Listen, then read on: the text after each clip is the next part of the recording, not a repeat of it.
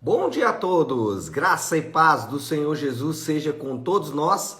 Uma ótima quarta-feira para todos. Hoje é dia 15 de fevereiro de 2023. Seja muito bem-vindo ao nosso devocional de hoje. E hoje, seguindo a nossa maratona de leitura bíblica, Isaías 52, 53 e 54. Eu confesso para vocês que foi muito difícil selecionar o que falar hoje, o que dar ênfase, porque de fato o que temos tanto nos capítulos, ou especialmente nos capítulos 53 e 54, é absolutamente maravilhoso. Então são dois capítulos que deveria gastarmos mais tempo, porque de fato estamos diante de algo preciosíssimo da palavra de Deus, que são esses dois capítulos. Lamentavelmente, algumas interpretações muito equivocadas, mas ainda assim temos aqui muita coisa boa. Bom, mas eu preciso dar uma ênfase, temos que fazer o nosso devocional, e eu separei alguns versículos do capítulo 53. Na verdade, separei 4 versículos, eu quero ler esses versículos, e aí depois a gente vai então conversar sobre cada um deles. Primeiro versículo é o versículo 4. Nós vamos ler o 4, o 8, o 10 e o 11. Então vamos lá, começar com o 4. Certamente ele tomou sobre si as nossas enfermidades e levou sobre si as nossas doenças. Contudo, nós o consideramos castigado por Deus atingido e afligido. Agora, versículo de número 8. Com julgamento opressivo, ele foi levado. E quem pode falar dos seus descendentes? Pois ele foi eliminado da terra dos viventes por causa da transgressão do meu povo, ele foi golpeado. Agora, versículo de número 10. Aliás, deixa eu ir para o 11, depois eu volto no 10. 11. Depois do sofrimento de sua alma, ele verá a luz e ficará satisfeito. Pelo seu conhecimento, meu servo justo justificará muitos e levará a iniquidade deles. E agora, versículo de número 10 diz assim: contudo, foi da vontade do Senhor esmagá-lo e fazê-lo sofrer. E, embora o Senhor tenha feito da vida dele uma oferta pela culpa, ele verá a sua prole e prolongará seus dias, e a vontade do Senhor prosperará em sua mão. Bom, temos aqui o que eu chamei da estrada gloriosa do Senhor. Mas antes de entrar nela propriamente dita, vamos fazer aqui um contexto. Nós temos que nos lembrar que Isaías, o profeta, está profetizando a restauração de Israel, mas nessa fase ele entra numa ênfase mais teológica. Então, o que a gente vai perceber é que Isaías deixa de citar questões políticas, deixa de citar questões militares ou até mesmo religiosas. E ele começa a falar agora da restauração espiritual da nação de Israel, do povo de Deus. Antes, ele até citava algumas questões aí relacionadas à política, militar e tudo mais, só que agora a sua ênfase, e aí os capítulos 52, 53, 54 são fabulosos nesse sentido. A ênfase espiritual, a ênfase teológica, então, do profeta Isaías. O texto, tanto do 53 como do 54, 52 também, mas o texto está repleto de menções indiretas ao Senhor Jesus. Percebemos, e aí é muito difícil não conseguir perceber a presença do próprio Senhor Jesus nos textos. Por mais que a gente tente aqui se lembrar de que Isaías está escrevendo talvez 750 anos antes de Cristo, parece que não há dúvidas de que Isaías está mencionando o Senhor Jesus e toda a sua via dolorosa, toda a sua estrada dolorosa. Mas vamos falar então dessa estrada. Primeiro, ele vai assumir os pecados dos outros. O versículo 4 vai dizer exatamente isso. Certamente ele tomou sobre si as nossas enfermidades, levou sobre si as nossas doenças, contudo nós o consideramos castigado por Deus atingido e afligido. Então, a primeira etapa da estrada gloriosa do Senhor é assumir os pecados de muitos. E aqui é interessante porque Isaías, ele equipara doença e pecado. Ele coloca as duas coisas ali no mesmo patamar. Então, talvez aqui a gente poderia interpretar o texto dizendo: certamente ele tomou sobre si os nossos pecados, as nossas enfermidades. E Jesus, ele faz isso em vários momentos da sua vida na terra, quando ele, por exemplo, chama pecado, chama doença de pecado e cura enfermidades perdoando pecados. Então, algumas vezes Jesus, ao curar o enfermo, dizia: os teus pecados estão perdoados, equiparando as duas coisas. E aqui nós temos que lembrar que, em última análise, todas as nossas doenças, e aí não estou falando apenas das doenças físicas, vamos melhorar isso aqui, né? Todas as nossas lutas, dificuldades, adversidades que encontramos nessa terra, e aí das mais variadas, né? Inclusive as enfermidades físicas, elas são fruto, em última análise, do próprio pecado. Então a ideia aqui é de que Jesus assume para si não só a punição, né, desses pecados, mas também assume a dor desse pecado, assume a dor das nossas próprias lutas. Então, a primeira etapa aí é a etapa de assumir os nossos pecados, assumir as nossas dores, iniquidades, enfermidades e assim por diante. A segunda parada da estrada não é uma parada simples. Por quê? Ok, o servo do Senhor assume as nossas enfermidades, assume os nossos pecados, mas qual é a punição então? O que acontecerá com aquele que assume os pecados? Versículo 8: com julgamento opressivo ele foi levado.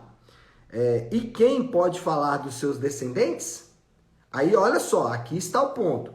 Pois ele foi eliminado da terra dos viventes. Ou seja, a segunda parada, depois de assumir os nossos pecados, é exatamente morrer. É isso mesmo. A pena, a punição devida para quem incorre em tais caminhos é a morte. E já o profeta vai dizer aqui que o custo para assumir essa culpa é altíssimo, né? O custo para se assumir os pecados é muito, muito alto. E aí, quando olhamos para Jesus, nós vamos nos lembrar que morte e sofrimento estavam no caminho do Senhor. No caminho de Jesus, a morte e o sofrimento sempre o espreitavam. Aliás, não só o espreitavam, mas como andou lado a lado com ele.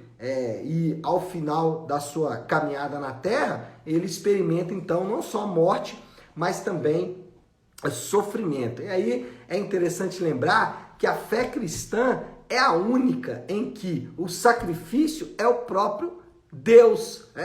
As outras religiões, as outras seitas e heresias e tudo mais, elas vão sempre destacar o sofrimento e o sacrifício do adorador. Então, para agradar os deuses, né, e é óbvio que alguns segmentos do cristianismo ainda adotam essas práticas, para agradar os deuses, fazemos então sacrifícios, né? Sacrifícios devem ser feitos e encontramos isso aí na grande maioria das religiões. Na fé cristã é o contrário.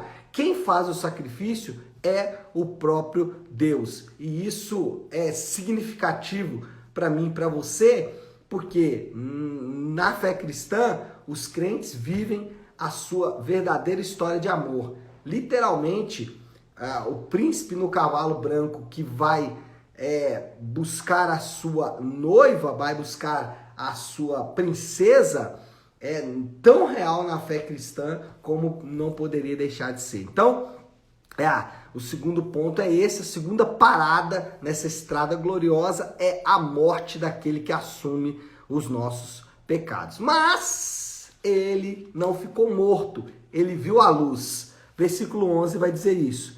Depois do sofrimento da sua alma, ele verá a luz.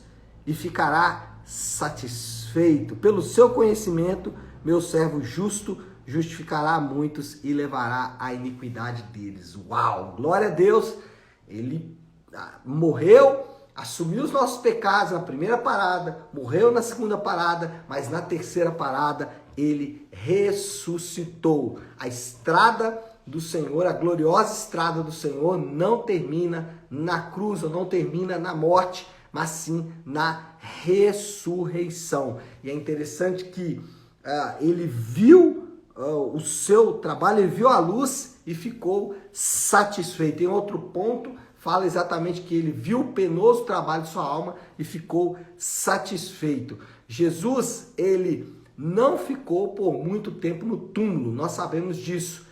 3 dias, né, na contagem judaica, 3 dias Jesus permaneceu, então, no túmulo, mas não ficou ali por muito tempo. E os crentes, nós que estamos em Cristo, não precisamos temer o maior de todos os inimigos do homem. Aquela história, né, de que o maior dos inimigos do homem é a morte, todo homem vai ter que enfrentá-lo. O pavor das pessoas em relação à morte não deve ser uma realidade para os crentes, porque aquele que fez essas promessas e cumpriu diversas delas e continuou cumprindo, e a promessa que ele nos fez é de que nós não morreríamos, né? Então, o próprio Senhor Jesus disse isso, que ele nos daria o quê? Vida eterna, ou seja, vamos viver eternamente. E aí é interessante lembrar que não vamos viver num estado cósmico é como se, eu gosto muito de usar uma expressão, vai ajudar a entender. Nós não vamos viver com os anjinhos nas nuvens tocando harpa, né? Não.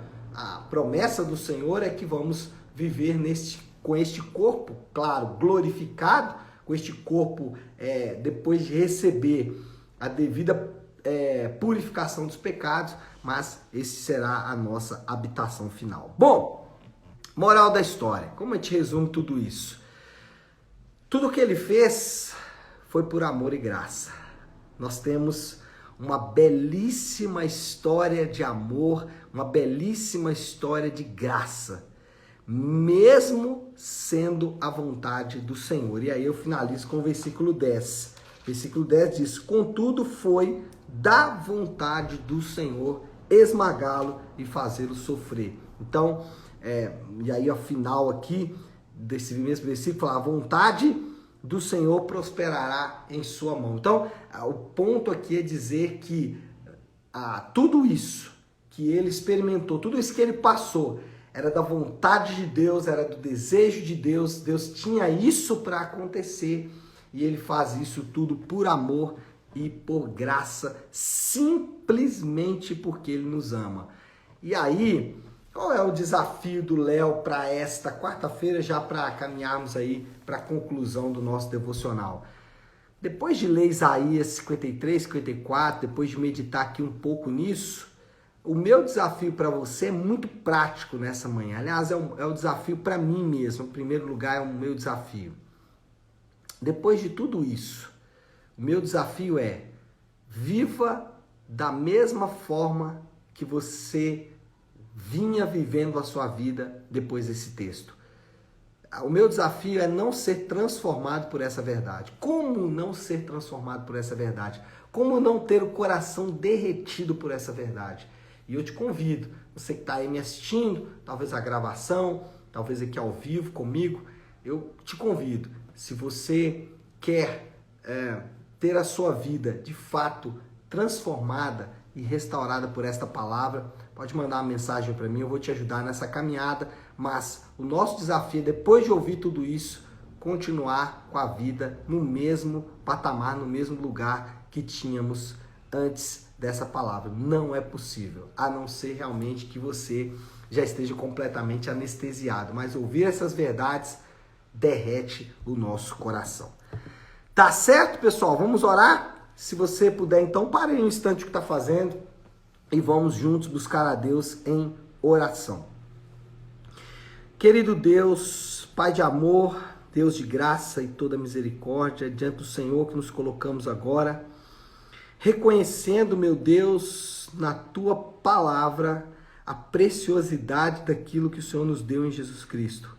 Pai, nós nunca vamos conseguir medir com clareza o que aconteceu ali, mas essa estrada gloriosa trilhada pelo Senhor, que ao mesmo tempo era também dolorosa, Ele a fez por amor a cada um de nós. Ele a fez simplesmente porque Ele nos amou, e isso é absolutamente impressionante.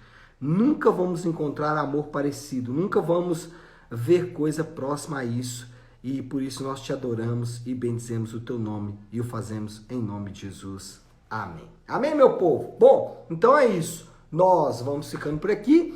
Que Deus te abençoe. Uma ótima, uma excelente quarta-feira para todos. Fiquem com Deus.